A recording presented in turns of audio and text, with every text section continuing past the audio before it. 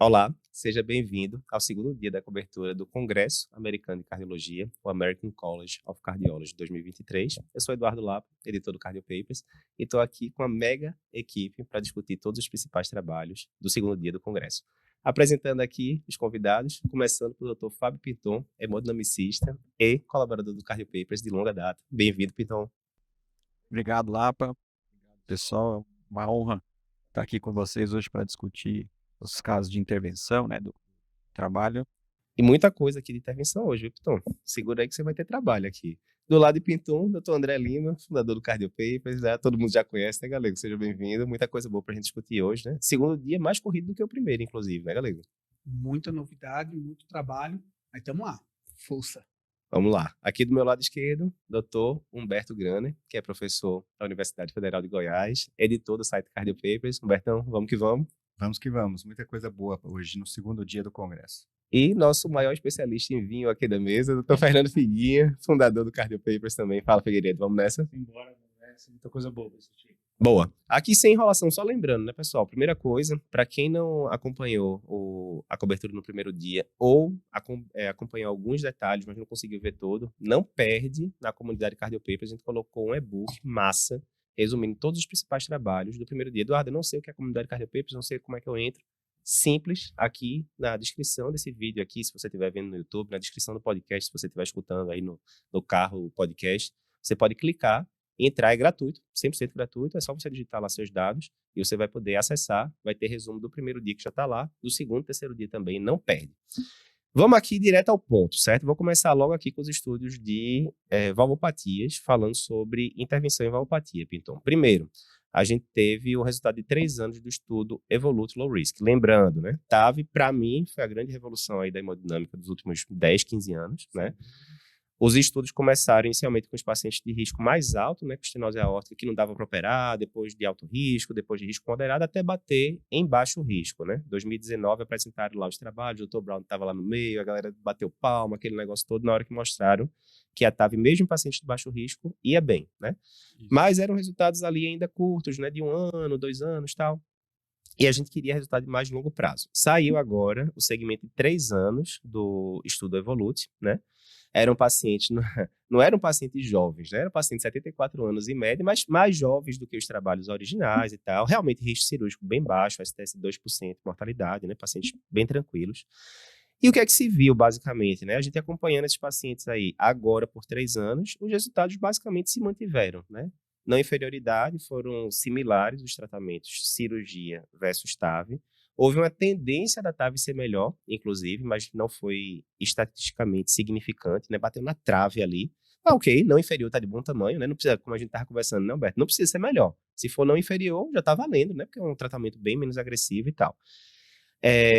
E aí teve alguns detalhes só aqui, né, Pitão, que é esperado, teve mais marca-passo no grupo da TAV, isso é sabido já, né, vem diminuindo a necessidade de marca-passo, mas ainda teve aqui mais do que o dobro de necessidade de marca-passo, e teve mais leak perivalvar também, mas era leak discreto, leak moderado é importante, deu no mesmo, né. A questão é o seguinte agora, Pinton, as diretrizes já contemporizam o uso da TAV em pacientes de baixo risco, né, a SPC fala que baixo risco, acima de 70 anos, você escolhe cirurgia e TAV, dá no mesmo. American Heart fala que de 65 a 80 anos, baixo risco, você vai contemporizar também, né, caso a caso. Resumindo, não me parece que vai mudar a guideline, né, esse resultado de 3 anos, mas dá um conforto melhor a gente saber que em 3 anos está tudo tranquilo aqui em relação à TAV? Não, com certeza. Acho que o grande X da questão é quando a gente começou os trabalhos de TAV, era saber a durabilidade. Quando a gente estava no alto risco, a gente se preocupava muito com isso. Porque provavelmente o paciente Iria morrer de outra causa. Quando a gente começa a diminuir o sarrafo, né, você vai passando para o intermediário, para baixo, a gente tem que se preocupar com o longo prazo. Perfeito. Será que ele vai ser igual a pelo menos a cirurgia no longo prazo? Uhum. E é aquela coisa que a gente estava discutindo. Os trials iniciais, os pacientes eram muito graves, a maioria já até faleceu. Uhum. E o que a gente agora está acompanhando, que é o X da questão, é isso aí. Será que a TAV vai ser tão durável e ter uns resultados favoráveis a longo prazo?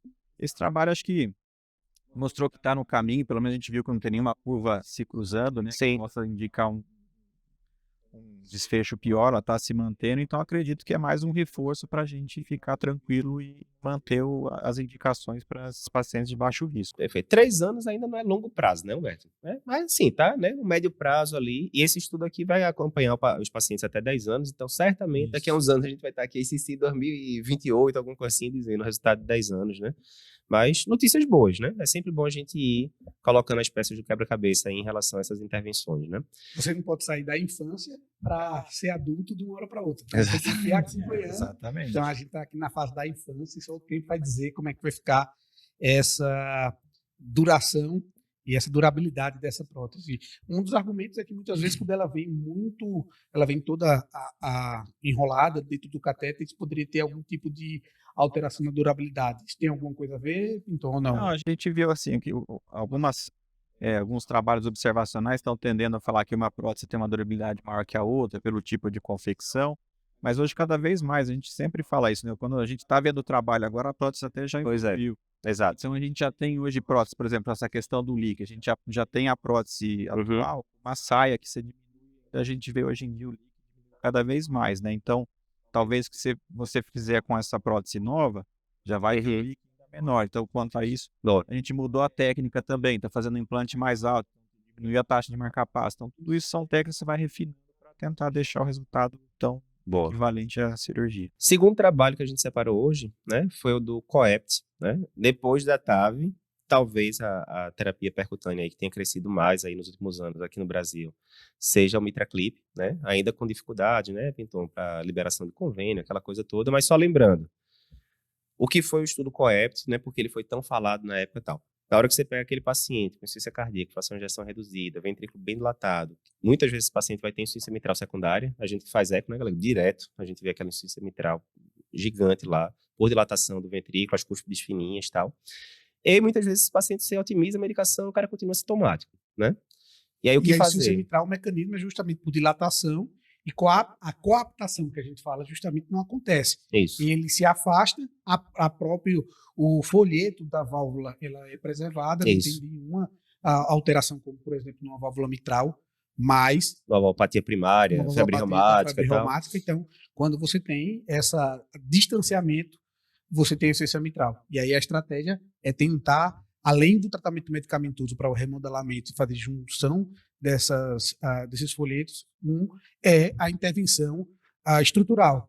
Beleza. E o COAPT vem com o MitraClip, trazendo justamente a adolescência, né? A gente falou que agora há pouco era a infância do paciente de baixo risco, a gente está chegando aqui na adolescência da intervenção estrutural da válvula mitral. É lembrar, né, Figueiredo, o COEPT ele foi incorporado pelos guidelines de IC, foi incorporado pelos guidelines de valvopatia, que basicamente é o quê? Você pega o paciente com IC, fração de ejeção entre 20% e 50%, reduzida, né? Mas não pode ser tão reduzida assim, porque já não evolui também, entre 20% e 50%, e que está sintomático, apesar de você otimizar todas as medicações, às vezes tem indicação de ressincronizar, que o ressincronizador pode diminuir, né?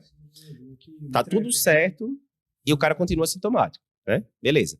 E aí você vai considerar colocar o MitraClip. No estudo original, que era de 2 anos de segmento, teve uma baita redução de internação de quase 50%, e redução importante de mortalidade, inclusive. Qual foi a bronca? Na mesma época saiu o MitraFA, poucas semanas depois, que é o estudo europeu, e que foi neutro. Pô, como é que pode? O mesmo dispositivo, paciente não tão diferente, tinha diferença, mas não era da água para o vinho, né? Tinha diferença, mas, enfim, como é que pode ser tão distinto, né, os resultados? E aí, faz 500 anos que o pessoal discute isso, né? Nos últimos anos, todo o congresso de cardio é muito discutido, a gente não vai entrar nesses detalhes agora. O que a gente vai entrar em detalhes isso já está nas diretrizes, né, nacionais e internacionais, e agora a gente tem o resultado de 5 anos do estudo. Será que mudou alguma coisa? Né? Será que as curvas começaram a se encontrar? Como é que ficou? E aí, resumindo, né, para passar a palavra para vocês, a gente teve assim, resultados muito parecidos, né? No trabalho original, a gente tinha 49% de redução de internação hospitalar, que era o desfecho primário por IC, né? Em 5 anos ficou em 47%, muito parecido. Tinha uma redução de mortalidade relevante lá com 2 anos. Com 5 anos ficou em 28% a redução de mortalidade. A cada 10 pacientes tratados salvavam uma vida, que é um número bem relevante. Mas eu acho que o principal achado desse estudo não foi esse. O principal foi o seguinte: na hora que eles dividiram o segmento de 0 a 2 anos, realmente tinha uma diferença muito grande entre os grupos, que era o trabalho original. Mas quando você via a diferença entre 2 e 5 anos, que é o que apareceu de novidade agora, as curvas, na verdade, só esse intervalo de 2 a 5 anos, elas ficam muito parecidas, na verdade. E aí qual foi a explicação que os autores deram? E que faz muito sentido. Teve um crossover muito grande depois de 2 anos. O paciente que entrava no estudo e que ele era colocado no braço conservador, né? Não, vai ficar do jeito que está, não vai botar MitraClip, não. Ele não podia migrar para MitraClip nos primeiros 2 anos do estudo. Não pode. Mas depois de 2 anos, que era o segmento original, não, aí está liberado.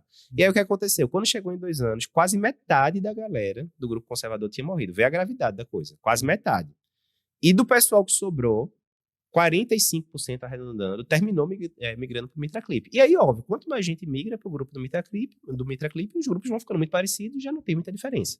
É aquela velha história, né, Pintão, do estágio de coronário, né? Ah, mas teve 30% de crossover no Courage, né? Não é exatamente esse número não, mas é parecido com isso. Aí você sacaneia também a angioplastia, né? Porque está todo mundo migrando e tal, mas é aquela velha história, a estratégia inicial, aquela coisa toda. Aí, dessa parte aqui, certo? Que a gente fala da migração. A primeira coisa, você poderia falar, opa, o MitraClip tá difícil de a gente arranjar convênio, esse tipo de coisa. Vou esperar para colocar, certo? Porque quando a gente vê aqui nesse trabalho, quem botou depois até evoluiu de uma forma similar para quem tinha colocado lá desde o começo já. Então vamos esperar aqui 2 aninhos. Mas em 2 anos, quase metade do pessoal do tratamento clínico morreu. Pô, é muito grave esse negócio, né? Então difícil a gente ficar esperando tanto tempo. Pintou na prática aí da hemodinâmica, tá aumentando a quantidade de MitraClip, o pessoal tá pegando experiência, como é que você vê esse cenário aí, de forma geral? Então, Lapa, acho que inclusive eu queria deixar essa mensagem para os cardiologistas, porque assim, essa questão que você falou do Mitra FAR versus Coapt. A diferença de um para o outro, principalmente é que no Mitra, eles já estavam mais dilatados. Isso. Então, você já perdeu, acho que o time. Então, a grande sacada é qual que é o time da gente indicar o MitraClip. Então, se você esperar ele dilatar muito, você vai perder o tempo, aí você vai ter resultado nisso. Que esse tempo que o Lapa falou, né? Você não tem tempo para esperar você com não esse tem paciente. tempo. Esse paciente é muito grave. O segredo é, que a gente estava falando também, quase um câncer. Pô, 50% em 10 anos. 50% é mortalidade maior que um câncer. Então, se você está com um paciente desse perfil, já otimizou, colocou lá tudo que tem para tratar isso, ele não está indo bem, é hora de pensar já fazer o Mitra. Então, você já tem que fazer uma avaliação transesofágica para a gente ver as medidas, ver se esse paciente se encaixa. O Mitra, a gente tem aquela, não funcionou aquele coisa inicial, né, que não estava indo muito bem e tal, mas assim, a geração 4 agora do MitraClip, ele já tem 4 tamanhos diferentes que eram um tamanho só, então um clipe você pegar diferentes tipos de válvulas, então, o resultado não era tão bom. Agora com a geração 4 a gente consegue customizar o tratamento, então os resultados consegue pegar os folhetos separados também, né? E liberar separado também, você né? consegue, aquela coisa toda, né?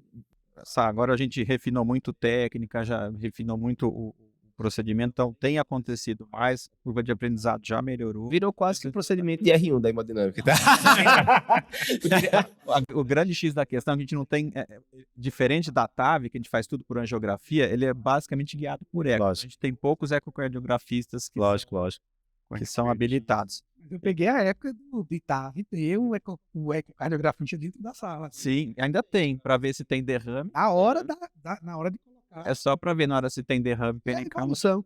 Evolução do método. Hoje você faz com sedação e transtorácico, só para ver se não tem derrame e como é que ficou o líquido, você não fazer uma ortografia. Show. Então acho que o segredo é isso, você indicar precocemente, né? Tudo bem, os convênios ainda estão nessa daí, mas é questão de tempo para a gente ver com esse benefício todo. Acho que ele vai entrar também ou em breve, se Deus quiser. Boa. E lembrando, mais uma vez, tanto em relação da TAV quanto em relação do Coapt, né? Do MitraClip, né? Já está nas diretrizes. A princípio não vai mudar, né? A recomendação da diretriz aqui, mas reforça o que a gente já vinha fazendo. Beleza. Terceiro trabalho de hoje, Pinton, fica por aí, filho. Tem muita coisa já aqui de hemodinâmica mesmo, para a gente discutir. Próximo trabalho, Biovasc, né? Vou botar aqui também, vou botar para Pinton e Humberto discutirem isso. Vou fazer só o preâmbulo aqui, certo? A gente já sabe aí pelos estudos dos últimos anos, Culprit, Complete, para lá, que chegou paciente com síndrome coronariana aguda no pronto-socorro, tirando o cenário de choque cardiogênico, em que o Culprit mostrou muito bem que é só para você abrir o vaso culpado e sair fora. Sai fora o mais rápido possível, manda esse paciente para UTI, vai estabilizar ele e lidar com o choque ali, né, que não é simples. Mas tirando esse cenário de choque cardiogênico, que infelizmente é a minoria, né, dos pacientes com síndrome coronariana aguda, a tendência é que a gente tenda a revascularizar completo esses pacientes quando eles têm mais de uma lesão, que não é infrequente, né? Então tá lá, lesão culpada, quer seja do supra, quer seja do sem supra, e aí você vê que tem outra lesão de 80% ali em outro vaso, né? Ou até em mais. Então, o estudo completo mostrou isso. Você deixar quieto as lesões não é uma boa alternativa, é melhor você revascularizar mesmo. A grande questão que a gente não sabia, né, Humberto, é o seguinte, beleza, vou revascularizar, no Complete podia ser feito isso até 45 dias, 6 semanas, né, do evento índice, mas, será que não é melhor já resolver no próprio cateterismo inicial, para o paciente mais confortável, né, perguntar para o paciente, você quer fazer 2 cates ou 1? Eu quero fazer 1, né, você quer ficar no hospital X dias ou X menos 1 dia? Quanto mais cedo eu for para casa, melhor, né.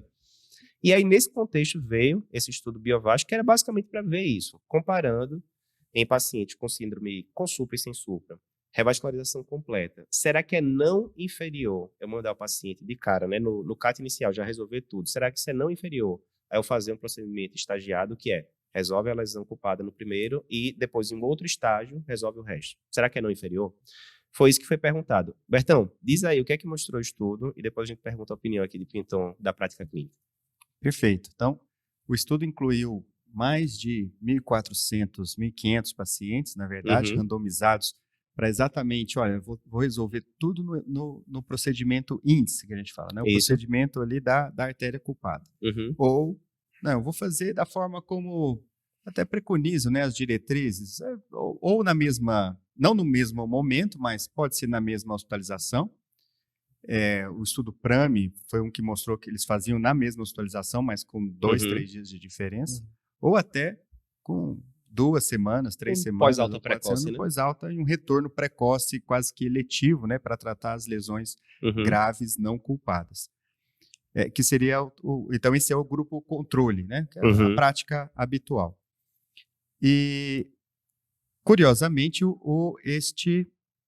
essa estratégia de se tratar tudo no mesmo momento reduziu o desfecho primário, que era um desfecho primário de MACE, aquele MACE de 4 componentes, pontos, né? Componentes, que exatamente é morte, cardiovascular, infarto, AVC e necessidade de revascularização de urgência.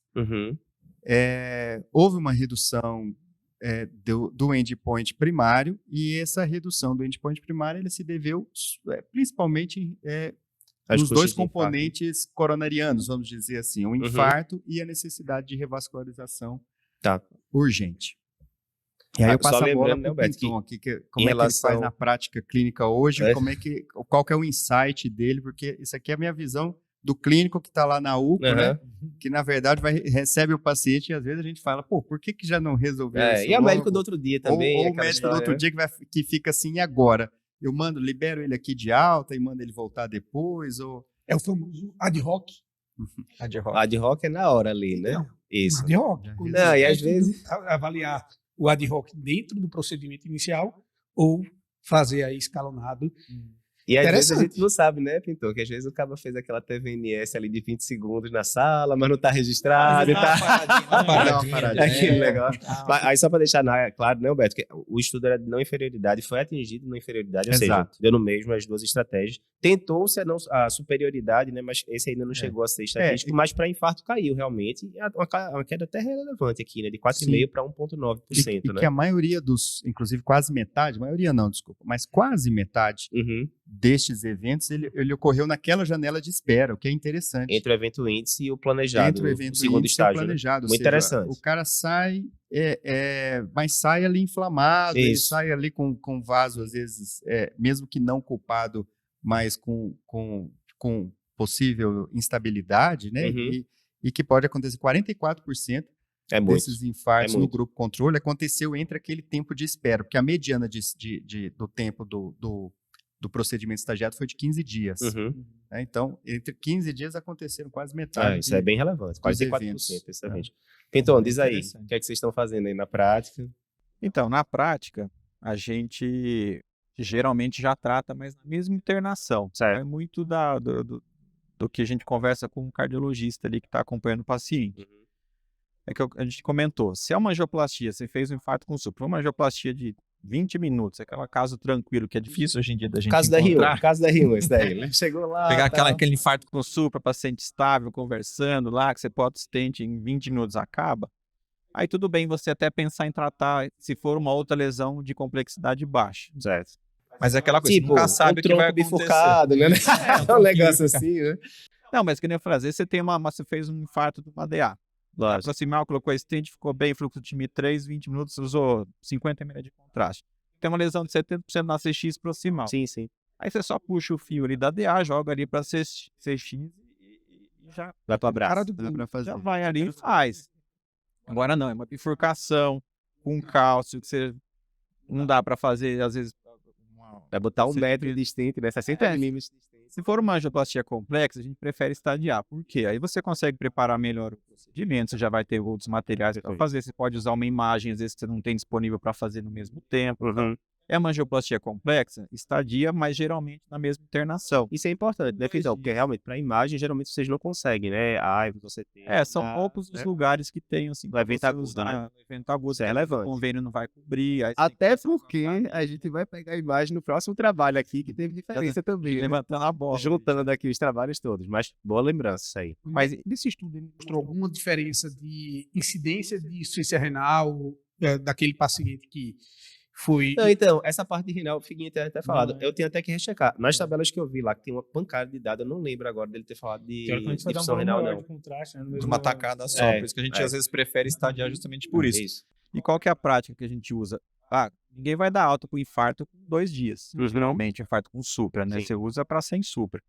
Mas num supra, a gente geralmente deixa ali 2, 3 dias. Então, você não vai atrapalhar tanto Lembrando aqui que nesse trabalho, então, foi 40% supra, 60% sem supra. Né? Quase meio. Então, geralmente a gente fica ali de 40. Então, o que você faz? Você deixa ali 24, 48 horas, você faz outro procedimento no dia seguinte dá alta. Então, você vai ficar ali, não vai atrasar tanto a alta. Assim, se for atrasar, que o estudo viu, um dia, talvez, que acho que não vai ter tanto impacto. Assim. Eu acho que o resumo da obra aqui, se a gente fosse juntar Culprit, Complete, o Biovasc, tudo no balaio de gato aqui, seria: o paciente chegou chocado, né? Geralmente vai ser supra, pode ser sem supra também, mas geralmente vai ser supra, tranquilo, trata lá a lesão ocupada, manda o paciente para a UTI e faz o suporte clínico todo. Depois, quando ele estiver estável, você pensa.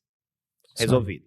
Isso aí já está nas diretrizes também e tal. O paciente chegou com supra, sem choque, a maioria dos casos, né? Como é que você vai fazer?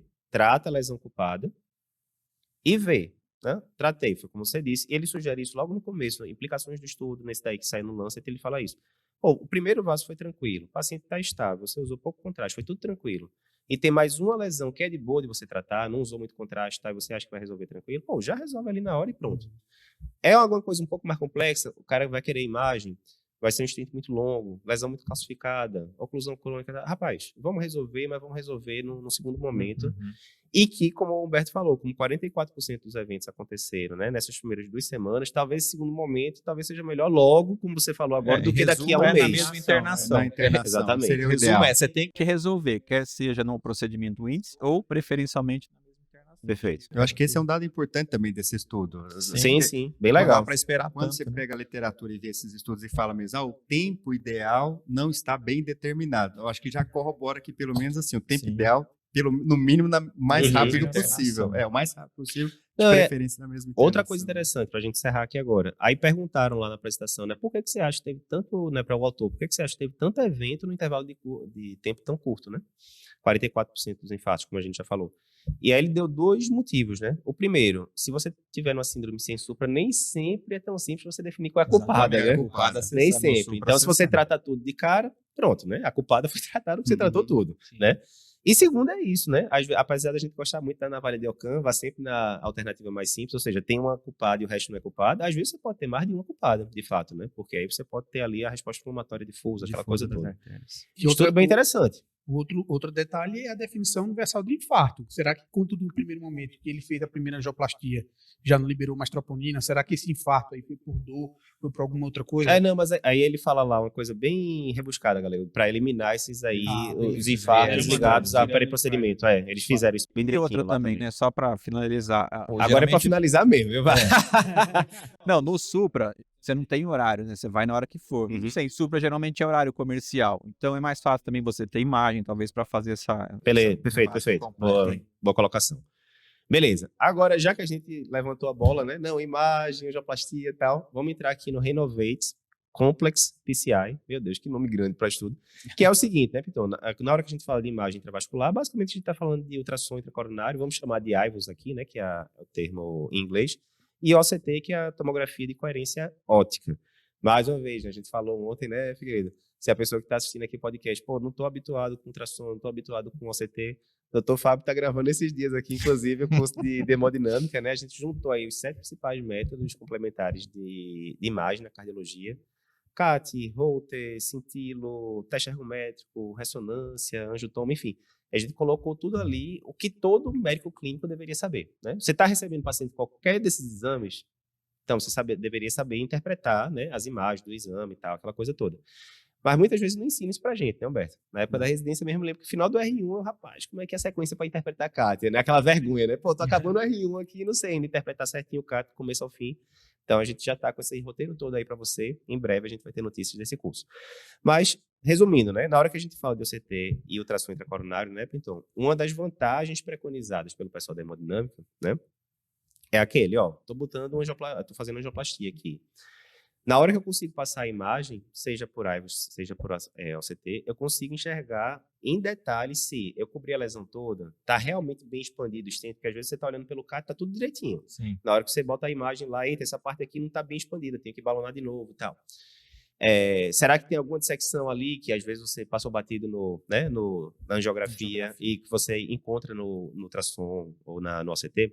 Então, todas essas complicações que o método de imagem consegue lhe mostrar e essa otimização da posição do stent, entre outras coisas, teoricamente poderia diminuir risco de complicação com, por exemplo, trombose de stent. Porque a gente sabe que se você colocar o stent no meio da placa, aumenta o risco de trombose. Se você colocar o stent e não expandir ele adequadamente, aumenta o risco de trombose. Pode aumentar o risco de restenose também. Mas os trabalhos que a gente tinha tido até agora, ou eles eram pequenos, não tinha aquele INE assim para dar a resposta final, ou eles avaliavam os stents antigos que o pessoal já não usa mais. Ou não tinha critério tão certinho, tão homogêneo para dizer, ó, esse stent aqui ficou bem colocado e vai dar tudo certo e tal. E aí ficou meio que esse gap. A gente não sabia isso, apesar da maioria dos guidelines atuais já recomendarem você usar ultrassom ou OCT em angioplastias mais difíceis, né, tal. Não seria para todo mundo, mas em angioplastias mais difíceis. E aí surge esse estudo aqui para dar essa resposta, né? Finalmente, eu devo ficar usando OCT ou ultrassom intracoronário, né? O hemodinamicista decide, de acordo com o caso. Eu devo ficar usando isso de rotina em lesão complexa? Né? Pergunta bem interessante, né? Artigo que saiu no New England, isso aqui, se não me engano, não foi New England, e que eles colocaram o quê? Aqui era, realmente, eu acho que era lesão complexa mesmo, então, vê só, bifurcação verdadeira, oclusão crônica, tronco desprotegido, se você planejava colocar mais de 38 milímetros de stent, que é stent pra caramba aí já, né? Bem longa a lesão, pelo menos 2 coronárias diferentes sendo tratadas ao mesmo tempo, eu vou tratar DA e CD. Aí, obviamente, se complicar, qualquer uma das duas, você já está botando stent em 2 territórios aí. Lesão ostial de uma das 3 principais coronárias, restenose entre stent, ou seja, era, né, de forma geral, lesões mais complexas mesmo, né? Dava uma misturada ali, tem muito grupo, mas a maioria é lesão mais complexa. E aí randomizava, ó, ou o hemodinamicista vai angioplastar esse paciente, guiado por um método de imagem que ele escolhe na hora, a maioria foi ultrassom, mas poderia ser OCT também. Ou ele vai angioplastar no modelo, né, tradicional, década de 90 e tal, vai ali na geografia mesmo e pronto. E o endpoint, né, era um composto de morte, infarto, necessidade de nova revascularização e tal. Resumo da ópera, Pinton. Foram 1.600 e poucos pacientes e teve, sim, redução de desfecho de 12,3% para 7,7%, certo? Do desfecho primário, sendo que teve ali uma sugestão de redução de 37% no desfecho morte cardiovascular e infarto. E aí, me diz aí, na prática, como é que vocês estão fazendo? Óbvio que vai depender da disponibilidade. Quando a gente vai para serviço público, por exemplo, a maioria não vai ter disponibilidade, né, livre assim, de você usar ultrassom e OCT, mas estamos num ambiente ideal. Teoricamente eu tenho ali, eu posso lançar a mão de qualquer artifício. Como é que vocês têm feito na prática? Corrobora o que o estudo mostra? Tem alguma diferença? Diz aí a visão tua agora. Então, acho que para mim, eu sou um imagem intravascular adicto, né? Eu sou viciado em imagem. Conforme você mais faz, mais você quer fazer, porque você vê que a angiografia por si só fica muito a desejar. Não é infrequente você achar que acabou o procedimento, na hora que você faz a imagem, você muda e vai lá e otimiza o stent. Então, assim, o maior calcanhar de Aquiles não é todo mundo que ainda tem treinamento, né? Infelizmente, nas residências não é todo mundo que tem. E acho que o maior deles também é a questão da cobertura de convênio. Ultimamente isso tem mudado, então os convênios têm conseguido cobrir, mas ainda é aquela incógnita. Tem convênios que cobrem, tem convênios que não, então é difícil a gente usar para todo mundo. Mas acho que a grande mensagem desse trabalho é que quanto mais complexo o caso, maior vai ser o benefício do uso da imagem intravascular. E esse estudo, acho que foi o primeiro, né, que acho que eles devem ter colocado, que misturou, que usou imagem, e não só ultrassom, ou só CT. Então, isso também acho que é uma das forças do estudo, que tanto faz a imagem, o benefício vai ser. 75% foi ultrassom, que acho que é o que tem mais disponível também nos centros de hemodinâmica.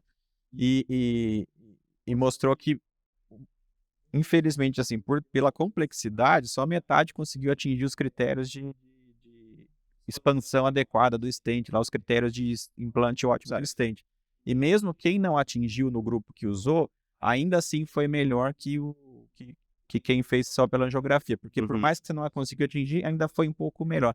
Então, fazer imagem, de fato, você tem que buscar otimizar o máximo possível, mas acho que consagra e reforça que para casos complexos, a gente até poderia mudar a diretriz talvez de 2A para 1, para casos complexos, não para todos, mas para casos complexos que E aí, desfecho duro. O negócio que tu falou pra mim, acho que, sei lá, 4, 5 anos atrás, Pinton, que eu lembro até hoje que é verdade, né? Na hora que a gente vai discutir, né? Os clássicos trials compararam intervenção de tronco cirúrgico versus angioplastia, né?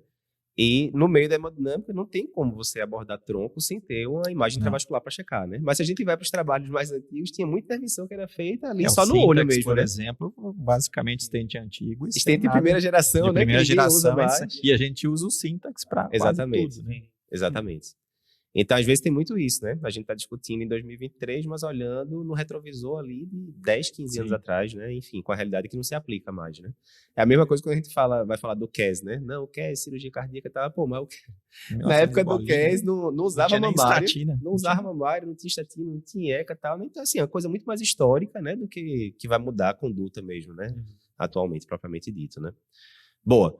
Figueiredo, Humberto, teve 3 trabalhos na sequência, esse aqui eu vou deixar com vocês agora, teve 3 trabalhos na sequência que avaliaram a cutucada, né? Teve esse termo, né, nudge, né, que foi criado alguns anos atrás, acho que foi 2019, alguma coisa assim, que ela foi colocada como palavra do ano, né? Tem a história, os americanos gostam da palavra do ano, nova, tal, né? Já foi selfie e tal. Teve esse nudge que é a cutucada, né? Que é, o pessoal de neuropsicologia tem visto muito isso. Um exemplo prático, às vezes você bota uma maçã inteira na frente da criança, ela não come, se você botar uma maçã cortada, aumenta em não sei quantas vezes a chance dela comer a maçã porque está cortada, está mais fácil, né? E aqui a gente teve 3 trabalhos seguidos avaliando cutucadas aí, tanto no paciente quanto no médico, para lembrá-lo de tomar algumas intervenções, como, por exemplo, lembrar de prescrever do paciente tomar vacina para gripe, que tem indicação, ou lembrar para um paciente que tem IC, que faz uma versão reduzida, que deveria estar usando uma espirona da vida e não está usando, o prontuário lembrar o médico, prescreve a espirona aí, filho, não esquece não, tal. Então, digam aí o que é que vocês acharam desses estudos, o que é que eles mostraram assim de forma bem... Acho que a gente pode botar no mesmo saco aqui esses 3 estudos, porque eles tiveram resultados bem similares, né? Eu vou começar falando do Better, depois você fala dos outros 2. O Better foi um estudo que testou, na verdade, esse dispositivo era uma ferramenta eletrônica para dar alerta para o médico. Então, era basicamente o paciente com IC, com fração de ejeção reduzida, que pela análise lá da realidade norte-americana, a gente tem 65% a 75% dos pacientes que não estão usando espironolactona ou iperinona. Assustador, né? Muita gente sem usar, né? E eles estimaram até que se você conseguisse que todo mundo estivesse utilizando essa medicação, reduziria 20 mil mortes em um ano nos Estados Unidos. Então, teria um impacto muito grande.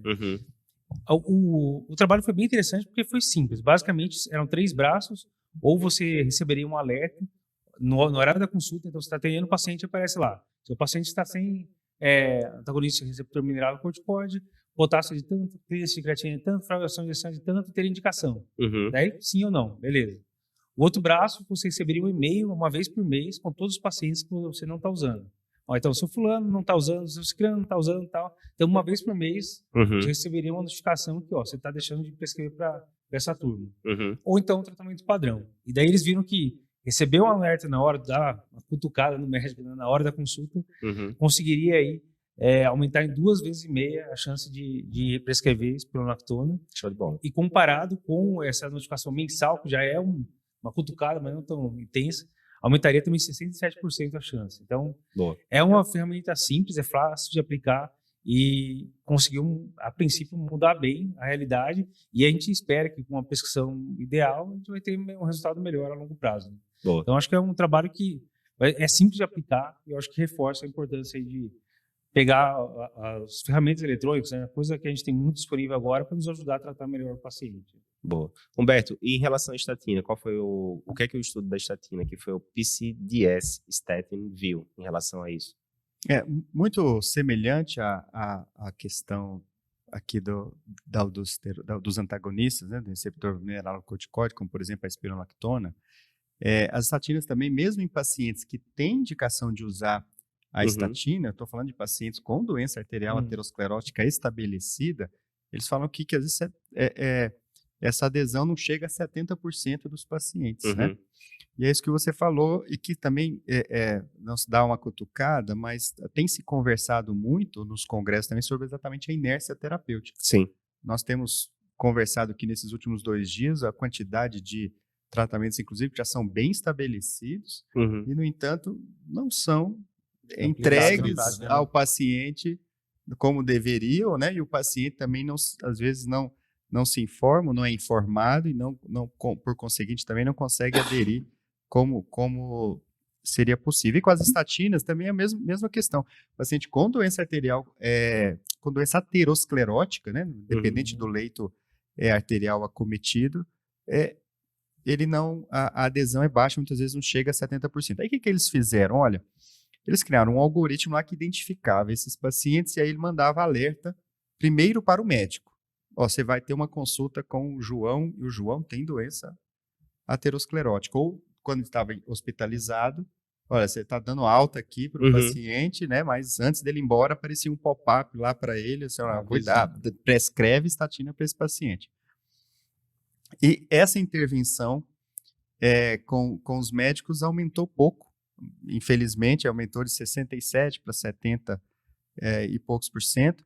A adesão. Mas quando você envolve também o paciente, e aí um outro aponta era, o médico recebia o alerta, mas o paciente também depois ele era cadastrado, era um prontuário eletrônico, ele recebia uma notificação, um e-mail, olha, é importante, você precisa, claro, né, com a linguagem voltada ali para o paciente, você precisa utilizar a medicação e tal.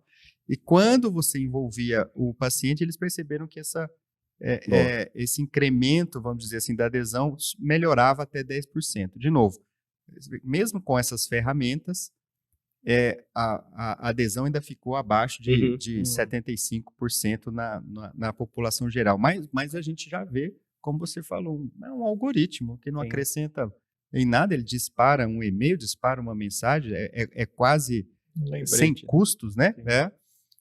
Mas que você já dá você já avança um pouco aí nesse cenário, né, de adesão, de inércia terapêutica, de poder oferecer, que o paciente realmente utilize o que há de melhor nas evidências científicas. E eu coloco, e assim, ressalto até a importância do prontuário eletrônico. Então, nesses 2 contextos, era através de prontuários eletrônicos que acompanhavam fazia o acompanhamento desse paciente e fazia esse lembrete. E tanto a gente viu aqui com os antagonistas mineralocorticoides, depois a gente foi para a estatina, e também teve da vacinação, o estudo dinamarquês que avaliou o lembrete para vacinação. Não teve tanto resultado lá, porque eles tinham 80% já. Mas ainda assim aumentou, né, galera? Ainda assim aumentou. Exato. Então, isso é um horizonte do futuro que a gente está aí. A gente já mandou até pro pessoal da iClinic, né? Que é aqui do nosso ecossistema também, vamos incluir isso aqui do iClinic também, porque já ajuda também no manejo dos nossos pacientes cardiopatas, né? E, por último agora, Figueiredo, ontem a gente ficou 1h40 aqui, né, Figueiredo? Resumindo o primeiro dia, acho que a gente passou um pouquinho aqui, se empolgou aqui na discussão. Hoje a gente combinou que ia ser mais curto. Tá com saudade, né, de fazer. Então... Figueiredo, estudo Flame, resume aí pro pessoal o que foi e por que ele é importante. Beleza, o estudo Flame foi um estudo que testou o uso de trombectomia mecânica em pacientes com embolia pulmonar. Então, a gente sabe que o tratamento padrão, na maior parte dos centros, é uma trombólise intravenosa mesmo. E mesmo assim, grande parte acaba não recebendo nada. E é uma doença muito grave. Então, o que eles testaram seria utilizar, foram 115 pacientes incluídos, né? Eles tinham um protocolo que, assim por 50 pacientes no grupo de intervenção já pararia. A intervenção proposta era usar um dispositivo que chama Flow Driver, que é um dispositivo bem calibroso que busca aspirar o trombo lá de dentro da artéria pulmonar. Que faria toda a lógica, né? Se você conseguir tirar o trombo rapidamente, você vai despressurizar o ventrículo direito, né? Que é a causa da instabilidade, e com isso o paciente melhoraria. Então, a inclusão desse estudo foram pacientes com TEP de alto risco, que eram pacientes que tinham uma estabilidade hemodinâmica, né? Uma pressão sistólica menor que 90, ou então uma queda maior de 40 minutos de mercúrio, sustentada por pelo menos 15 minutos, ou que estava usando droga vasoativa, ou que teve uma parada por menos de 30 minutos e tinha um nível de consciência, tinha que ter Glasgow acima de 8. Então, foi nesse cenário, e eles testaram utilizar o tratamento padrão, que a maioria é para trombólise intravenosa, contra o dispositivo de trombectomia mecânica. E aí, deu bom ou não?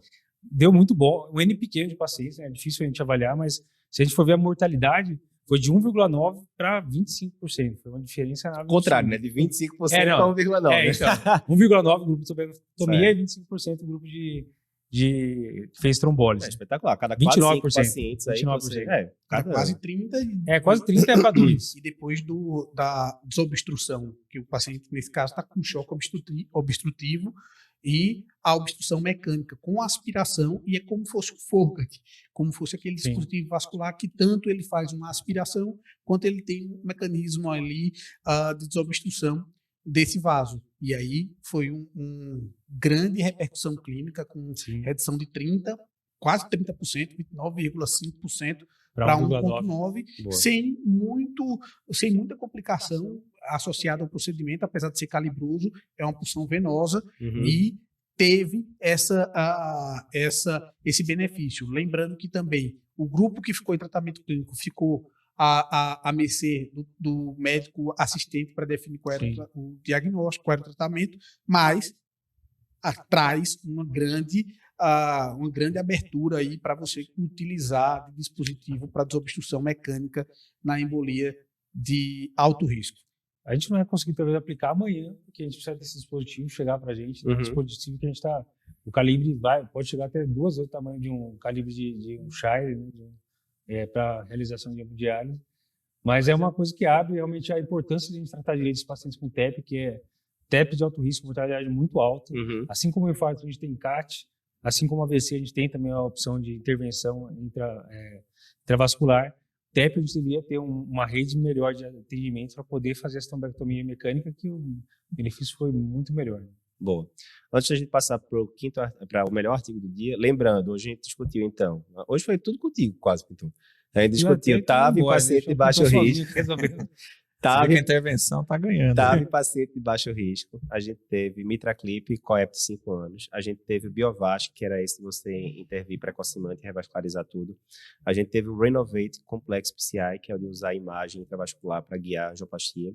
A gente teve os nudges, né, as cutucadas, que a gente colocou 3 estudos num só, contou como um 5º estudo aqui. E o 6º, que foi esse Flame. Vão pensando aí qual é o que vocês querem votar no melhor do dia. Não precisa ser aquele, né, o que vocês acham que vai alterar mais a prática em breve, né, digamos assim. Ou que vocês se empolgaram mais, tanto faz. Escolha o que vocês quiserem, não me enche o saco.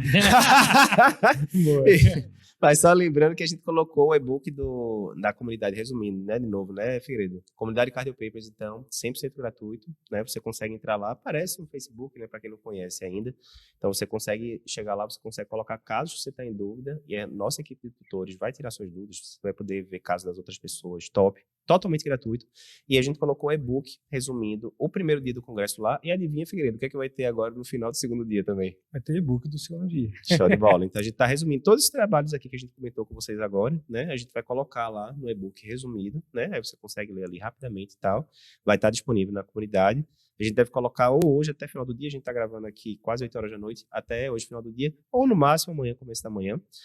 E voltando agora, sim, também sem esquecer, né, Figueiredo? E resto do pessoal. Amanhã, segunda-feira, zona, a gente continua aqui, terceiro dia do Sim. congresso, muita coisa boa ainda. E na terça-feira, 8 horas da noite, ao vivo, a gente vai fazer a mega suprema revisão do congresso inteiro. Lembrando que ontem a gente discutiu, acho que foram 8 artigos, hoje 6, amanhã eu acho que vão ser mais 6. A gente vai pegar aí o top 10 na terça-feira e vai discutir com vocês em detalhes. Melhor artigo do dia, vamos aqui. Pintão, desses aí, qual foi o que você se empolgou mais?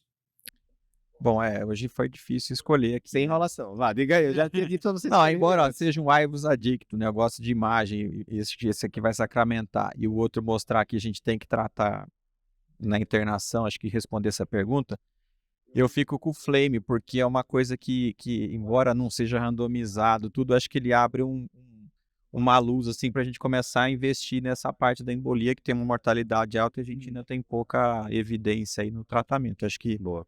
é o meu favorito aí, pelo menos nesse sentido. Galego, escolhe qual aí desses? Eu colocaria aí como uma opção de estudo que é realmente bem amplo a utilização e que você pode aplicar aí a partir do próximo dia útil que você vai ter, é o BioVasc, que é um estudo que traz aqui informações que foi o ser... que mostrou revascularização completa, imediata ou estagiada, dava no mesmo, né? Não inferior. E trouxe esse embasamento aí de muito da prática que a gente já fazia, e agora a gente tem Bate o martelo. Bate o martelo e aí deixa Beleza. isso mais tranquilo. Humberto Figuinha, agora, para que os meninos enrolarem ainda, eu vou chamar vocês vão dizer a primeira coisa já, o nome do estudo, sem enrolação, sem é difícil, não sei o que, vai. Humbertão, desses 6 aí, aí, mais uma vez, a gente tá botando os nudges, né, as cutucadas no balaio de gato só. Qual é que você escolheria aí desses 6? Direto ao ponto. Eu vou com Flame também. Flame? Flame, pelas mesmas razões que o Pinton falou, a gente faz um pouco de cardiointensivismo também, o Galego também é um expert na área, sabe o quanto que é difícil lidar com esses pacientes, e abrir essa possibilidade de ligar, Pinton, vem aqui que eu preciso aqui de um paciente com TEP. Resolve aí essa bronca. Abre uma perspectiva, eu acho que muito bacana. Boa. Figueiredo. Eu vou de nerds. Não, eu gostei. O Better Care Figueiredo, é porque a sua pronúncia acho que pode dar alguma dúvida. Não é nudes, certo? É nudges, né? De cutucar. Vamos usar o termo em português, cutucada, né? Não, eu acho que é uma coisa que a gente pode aplicar amanhã e é uma coisa super barata que a gente vê a nossa realidade, minha realidade, Sorocaba, a 100 km de São Paulo, a gente vê muita falha ainda de tratamento, muito aquém do que a gente sabe que as evidências nos trouxeram, então eu acho que isso aí pode impactar muito aí a nossa realidade e em pouco tempo a gente pode aplicar isso daí. É engraçado, quem não usa né? o prontuário eletrônico tá de brincadeira aí, pode brincadeira. utilizar Tá de brincadeira. nessa Opção época é que não digital. falta, né? Opção que não falta, e aí eu tenho a recomendação do iClinic, Sem do dúvida. ecossistema aqui. Que Até tem porque é o que a gente usa no consultório da gente usa também há mais de muitos 10 anos já, né? Figuinho, eu acho que é São os fundadores um dos daqui, fundadores da iClinic, né? Mas, beleza. Não, e lembrando, né? A gente tá discutindo aqui, por exemplo, a questão do catéter lá do TEP, né? Que é uma inovação e tal. Às vezes a gente tá discutindo inovações que não são baratas, né? Nem podem ser, né? Porque depende de muita pesquisa clínica para chegar até lá e no estudo e tal. Mas às vezes é isso. Você tá lá com a aspirona velho de guerra, que a gente já usava na faculdade e que diminui pra caramba a mortalidade na IC, e a galera tá esquecendo de prescrever um negócio que a gente já sabe que funciona. Pô, Sim. o Rails é de quando, Figueiredo? É de 94, né? 90 e bolinha. Então, é um negócio que a gente sabe há 30 anos já, 20 anos que funciona, né? Enfim. Então, gostei, Figueiredo. Eu vou na cutucada também contigo. Aí, ó. Vou na cutucada. Eu gosto muito de coisa que dá pra você usar amplamente Brasil afora, né? Então, assim, querendo ou não, o do TEP eu achei animal também. Muito bom. Mas se você for ver para um Brasil. Exponencialmente. Exponencialmente o impacto, né? Que isso vai funcionar para tudo. Veja, funcionou para vacina para gripe, funcionou para estatina em paciente com vasculopata e funcionou para aspirona em paciente com É o que você quiser. né? Viagem no seu centro. Você vê o que está falhando, ó. IC aqui está muito ruim. Exatamente. Aí você foca no que você precisa. Então, Exatamente. você consegue customizar para. Se você ficar cutucando o médico lá. Não, e a palavra final, né, mudado, também, assim. né? Agora, a gente tem discutido muito, né? Chat GPT, inteligência artificial, todo mundo preocupado, meu Deus, o que será da medicina e tal. E eu acho que a primeira dica talvez seja essa, né? Não seja tão facilmente substituível, né? Pô, se você está esquecendo de prescrever estatina para o paciente que infartou, se você está esquecendo de prescrever aspirona para o paciente que está lá com fração de injeção de 30, sintomático e tal. Pô, provavelmente você não tá fazendo seu dever de casa também, né? Pô, Eduardo, mas você tá botando o peso nos meus ombros e tal. Não, tudo bem, é muita coisa. Se você for pensar, você não tá tratando só isso, você tá tratando meio mundo de coisa, diabetes e tal. Então, por que não lançar a mão, né, das alternativas eletrônicas, né, prontuários eletrônicos que podem lhe ajudar nisso, né? Então, isso aqui eu acho que tem um impacto gigantesco. E, mais uma vez, os caras do Congresso não botaram à toa, né? Eles colocaram 3 apresentações seguidas, porque para mostrar lá que o negócio tem um campo muito grande, né? Muito bom esse dia, viu? O primeiro dia tinha sido top, acho que o segundo dia foi ainda melhor. Vamos esperar o terceiro dia como é que vai ser. E a revisão zona final na terça vai ser pra torar. É isso, povo. Mais alguma coisa aqui pra gente comentar no final? Ver que a cardiologia intervencionista está dominando. Eu vou perguntar à produção aqui se a gente passou de 1 hora. Acho que não, né? Acho que ficamos aqui abaixo de 1 hora. Passou de 1 hora, galera? Não, passou não. Então pronto, estamos confiantes. Ó, a galera tá dizendo que não, estamos de parabéns aqui. Sabadão, sábado ou domingo? Domingo, 8 horas da noite. Perdeu já. Tá desorientado aqui, tempo e espaço. Domingo, estamos encerrando aqui. Amanhã a gente continua. Obrigado. Até o próximo episódio.